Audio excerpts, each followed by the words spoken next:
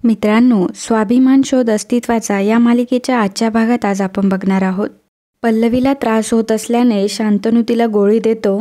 तो तिची खूपच काळजी घेत असतो. शांतनू म्हणतो की काळजी करू नकोस, मी आहे ना. तेव्हा पल्लवी देखील म्हणते की शांतनू तुम्ही पण काळजी करू नका, तुम्ही प्लीज आता झोपा. शांतनू म्हणतो की तू माझ्या झोपेची काळजी करू नकोस, तू एक काम कर, माझ्या खांद्यावर डोकं ठेव आणि तशीच झोप. आणि मग पल्लवी शांतनूच्या खांद्यावर डोकं ठेवून तशीच झोपी जाते. शांतनू मनात विचार करतो की पल्लवी, तुला होणाऱ्या वेदना जाणवत आहे मला, पण आता या क्षणी तुला आधार देण्याशिवाय मी काहीच करू शकत नाही. तुला होणारा हा त्रास बघून मला खूप रेस्टलेस व्हायला झालंय. तू सगळ्यांची काळजी घेतेस, स्वतःच्या आधी समोरच्याचा विचार करतेस, आणि तुझ्याच बाबतीत हे आणि कोणी तुला हा त्रास भोगायला लावलाय ना, त्याचं फक्त एकदा नाव कळू देत मला. आई त्याला जन्माची अद्दल घडवली तर बघ. मित्रांनो, आजच्या व्हिडिओचं आपल्या लाईक्सचं टार्गेट असणारे 1500 लाईक्स. जर तुम्हाला आजचा हा व्हिडिओ आवडला असेल तर नक्कीच लाईक करा आणि कमेंट देखील करा. धन्यवाद. दुसऱ्या दिवशी सकाळी मोठी आई प्रदीपला म्हणत असते की भाऊजी, एक गोंधळ झालाय, माझी अंगठीच सापडत नाही आणि इन्स्पेक्टर म्हणाले की तिकडे त्यांना काहीतरी पुरावा सापडलाय. मला तर काही सूचनासच झालंय हो. तेव्हा प्रदीप म्हणतो की वहिनी सांगताय काय, तुम्ही शोधलत का तिकडं कुठे? मोठी आई म्हणते की मी सगळीकडे शोधलं, पर्समध्ये बघितलं, कपाटात बघितलं, पण कुठंच नाहीये. तुम्हाला काही कळलं का, काही पुरावा सापडला का त्यांना? प्रदीप म्हणतो की नाही ना, अजून काहीच सापडलेलं नाहीये, पण तुम्ही काहीच काळजी करू नका, माझ्या डोक्यात एक योजना तयार आहे. त्या संस्थेत मदतीकरता विशाल घोरपडे नावाचा एक मनुष्य आहे. काही महिन्यांपूर्वी आपला त्याच्याशी वाद झाला होता आणि त्या क्षुल्लक कारणामुळे आपल्या संस्थेशी असलेले संबंध त्याने बिघडवले होते. तर या घोरपडेचा पल्लवीच्या हल्ल्याशी काहीतरी संबंध आहे असं आपण पोलिसांना सांगायचं आणि त्यांना कन्फ्यूज करून टाकायचं, मग बसतील पुरावे शोधत. मोठी आई म्हणते की अहो, पण त्याने काय होणार, त्यांच्या विरुद्ध थोडीच पुरावे मिळणार आहेत. तेव्हा प्रदीप म्हणतो की अहो वहिनी, आपल्याला विचार करायला तर वेळ मिळेल आणि तोपर्यंत दादाही येतील. पूर्ण प्रेशर आणून काही गोष्टी मॅनेज करता येतील का याचाही प्रयत्न करतोय आपण. मोठी आई म्हणते की पण आता इन्स्पेक्टरला काय पुरावा कळलाय हे आपल्याला कळायला हवं ना.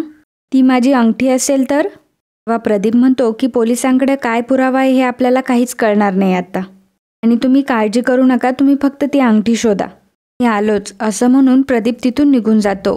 प्रदीप बाहेर निघत असताना प्रभाकर त्याला बघतो. प्रभाकर मनात विचार करतो की प्रदीप म्हणजे दादांचा उजवा हात आहे, जे प्रदीपला नक्कीच सगळ्या गोष्टींची खबर असणार. आता याच्यावर नजर ठेवायला हवी. पल्लवी आदिती मॅमला म्हणते की आई, पोलिसांचा काही फोन वगैरे आला होता का? तेव्हा आदिती मॅम म्हणतात की नाही, पण कळेलच आपल्याला, पण तू त्याचा विचार करू नकोस आता, पहिला ब्रेकफास्ट संपव बरं. तेवढ्यात पल्लवीला आईचा फोन येतो. तिच्या आईचा फोन बघून ती खूप खुश होते. आई विचारते की कशी आहेस तू, तुझी तब्येत कशी आहे, आणि एवढं सगळं झालं तुला मला कळवावंसंही वाटलं नाही? पल्लवी म्हणते की आई, मी बरी आहे आणि तू अशी काळजी करशील ना माझी म्हणूनच कळवलं नाही तुला. खूप आठवण येते ग तुझी, कधी एकदा तुला घट्ट मिठी मारेल असं झालंय. पल्लवीची आई म्हणते की मलाही तुला खूप भेटावंसं वाटते, पण तुला माहिती आहे ना तुझे बाबा कसे आहेत ते. ती प्रत्यक्षात जरी येऊ शकले नाही ना तरी माझी माया पाठवते तुझ्यासोबत. शाल पाठवली आहे, आई नाही तर तिच्या मायेची ओप तरी मिळेल तुला, असं म्हणून त्या खूप रडत असतात. तेव्हा पल्लवी म्हणते की आई, तू प्लीज रडू नको बरं, डोळे पुस बरं आधी. पल्लवीची आई म्हणते की पुसले हा, बरं आता मी जास्त नाही बोलू शकत, तू काळजी घे, असं म्हणून रडत रडत फोन ठेवून देते. इकडे पल्लवीला देखील खूप त्रास होत असतो, ती खूप रडत असते.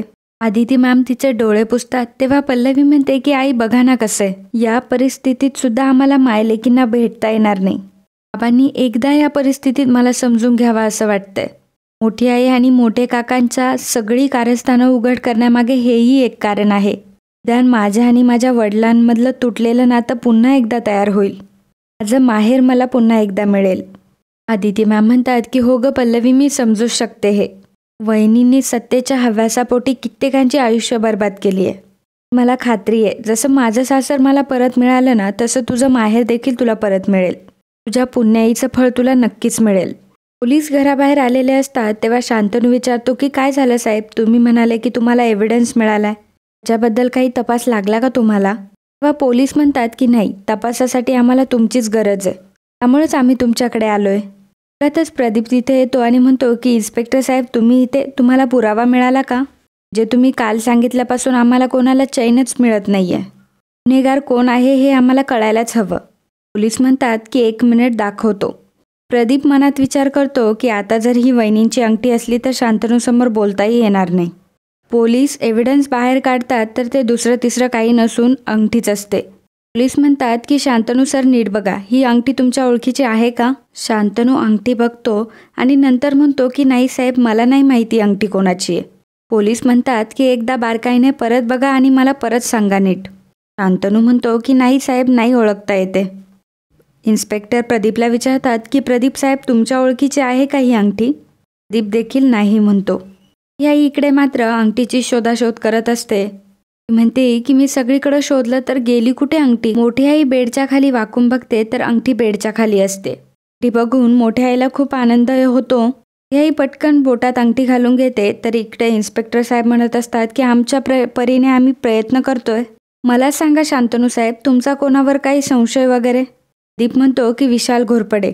तेव्हा इन्स्पेक्टर साहेब म्हणतात की काय? तेव्हा प्रदीप सांगतो की विशाल घोरपडे, त्याच्यावर आमचा संशय आहे. शांतनू म्हणतो की पण प्रदीप काका, आपण कोणावर संशय असा घेऊ शकत नाही, आपल्याकडं कुठला पुरावा नाहीये. प्रदीप म्हणतो की पुरावे इन्स्पेक्टर साहेब गोळा करतील ना. मला खात्री आहे की हे सगळे उद्योग त्या घोरपडेचेच असणार. हो, या घोरपड्यांचा आमच्या संस्थेवर प्रचंड राग आहे. त्यामुळे काही दिवसांपूर्वी त्याने एक वाद उकरून काढला आणि मी सांगतो की त्या रागातूनच त्याने आमच्या घरातल्या सुनेला टार्गेट केलं असणार. तर शांतनू, तूच मला सांग, आपल्या पल्लवीचं दुसरं कोणाशी वैर असणं शक्य आहे का? प्रदीप इन्स्पेक्टरला सांगतो की तुम्ही पुरावे गोळा करा, तुम्हाला नक्कीच काहीतरी भेटेल. अंगठीसुद्धा त्यांच्यापैकीच कोणाची तरी असणार बघा. इन्स्पेक्टर म्हणतात की ठीक आहे, मी बघतो काय करायचं ते. दिदी मॅम प्रभाकर सरांना म्हणत असतात की पोलिसांना जो काही तपास करायचा आहे ते करतीलच, पण पल्लवीच्या हातातून निसटलेल्या त्या लिफाफ्याचं काय? परत मिळवण्यासाठी आपल्याला काहीतरी हालचाल तर करावीच लागेल ना. प्रभाकर सर म्हणतात की मी देखील सतत याच गोष्टीचा विचार करत असतो. कसं झालंय की वहिनींच्या रूममधून तो लिफाफा मिळवण्यात आपण सक्षम फसलोय. आता लिफाफा त्यांच्या ताब्यात असल्यामुळे ते जास्तच अलर्ट झालेत. सहजासहजी ते आपल्या हाती पुरावे लागू देणार नाही आदिती. दिदी मॅम म्हणतात की प्रभाकर, तो लिफाफा त्यांच्याकडेच आहे असं गृहीत धरून तू कसं चालतोस? प्रभाकर सर म्हणतात की म्हणजे मला नाही कळलं. तेव्हा आदिती मॅम म्हणतात की तो लिफाफा मध्येच कुठेतरी गहाळ झालेलाही असू शकतो ना. असं आपण शोधतोय तसं तेही शोधत नसतील हे कशावरून? प्रभाकर सर म्हणतात की मला हेही खरं वाटते, कारण प्रदीप त्यांच्याशी काहीतरी खुसूरपुसूर बोलतच असतो. आदिती मॅम म्हणतात की दादा इथे नाहीये तर आपल्याला सगळ्या हालचाली करायला पाहिजे. प्रभाकर सर म्हणतात की सगळ्यात आधी त्या लिफाफ्याचं काय झालंय हे आपल्याला कळलं पाहिजे. प्रभाकर म्हणतो की आदिती, शत्रूच्या गोटातून जर आपल्याला माहिती मिळवायची असेल तर त्याच्या कमकुवत मोहऱ्याला आपण आधी आपल्या जाळ्यात अडकवायला हवं. आदिती म्हणते की म्हणजे तुझ्या डोक्यात काही प्लॅन आहे का? तेव्हा प्रभाकर सर म्हणतात की आहे एक प्लॅन. सरळ मार्गाने जर आपलं काम होत नसेल तर आपल्याला वाकड्या मार्गाने करावं लागतं. आदिती, माझ्या डोक्यात एक जबरदस्त प्लॅन आहे. पुढे काय होईल ते मला माहीत नाही. जर माझ्याप्रमाणे जर तो यशस्वी झाला तर नक्कीच आपल्याला काहीतरी पॉझिटिव्ह संकेत मिळतील, याची मला खात्री आहे. इकडे एक कुरिअरवाला एक लिफाफा घेऊन येतो. तो पल्लवी सूर्यवंशीच्या नावाने असतो. मोठी आई तो घेते. ही आई बघते की दापोलीवरून आलंय. ती ते उघडते तर त्याच्यात एक शॉल असते. मोठी आई म्हणते की लाडक्या आईला तिच्या मुलीसाठी काहीतरी पाठवावं असं वाटलं आणि पाठवून काय पाठवलं? म्हणे एक शाल. शी, रंग तरी नीट पाठवायचा. एवढं लेकीवरचं प्रेम उतू चाललंय तर एक साडी तरी पाठवायची जरीची. काय पाठवलं? एक शाल. एवढ्यात आदिती मॅम बघतात, विचार करतात की या एवढ्या घाईघाईने हातात काय घेऊन चालल्यात. आदिती मॅम त्यांच्या मागे मागे जातात. मोठी आई रूममध्ये येते आणि म्हणते की हीच आईची माया का? हेच आईचं प्रेम? मला छळलंस ना, मग मी बरी तुला आनंदात राहून देईल. ही आई कात्री घेऊन शालीचे 2 भाग करते. आदिती मॅम मनात विचार करतात की ही तर पल्लवीच्या आईने पाठवलेली शाल आहे ना. दुसऱ्यांचं काहीच चांगलं झालेलं का बघवत नाही? त्यांना तर आता जाब विचारलाच पाहिजे. नको, आता जर यांच्याशी भांडलं ना तर विषय कुठल्या कुठे निघेल आणि पल्लवीला नाहक त्रास होईल. आदिती मॅम तिथून निघून जातात. म्हणतात की किती विकृत बाई आहे ही कधीच सुधारणार नाही.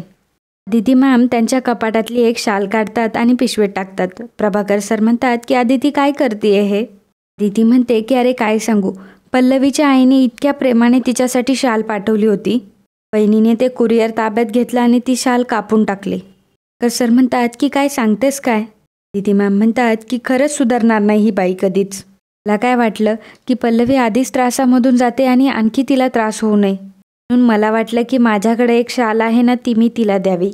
बहिणींशी भांडण्यापेक्षा हा उपाय तर बरा आहे ना. भाकर सर म्हणतात की पल्लवीचं खरं मन तर तूच ओळखतेस. अदिती मॅम पल्लवीकडे ती शाल घेऊन येतात आणि म्हणतात की पल्लवी, तुझ्यासाठी एक सरप्राईज आहे, तुझं स्पेशल गिफ्ट, पण मी नाही, हा तुझ्या आईने दिलंय. ती पिशवी उघडते तर त्यात शाल असते. पल्लवी ती शाल छातीशी घेऊन खूप रडत असते. हे सर्व शांतनू दारातून बघत असतो. पल्लवी म्हणते की किती छान आहे ही शाल. अदिती मॅम ती शाल तिच्या अंगावरून टाकतात आणि म्हणतात की आता तुझ्या आईची ऊब तुला जाणवते ना. पल्लवी म्हणते की खरंच आईची माया एका बाजूला आणि अख्खं जग एका बाजूला. आणि मित्रांनो, आजचा भाग इथेच संपतो. पुढील भागात आपल्याला पाहायला मिळणार आहे दीपला खूप दारू प्यायला लावलेली असते. दारूच्या नशेत सगळं खरं खरं सांगत असतो. म्हणतो की वहिनींना खूप टेन्शन आलं होतं.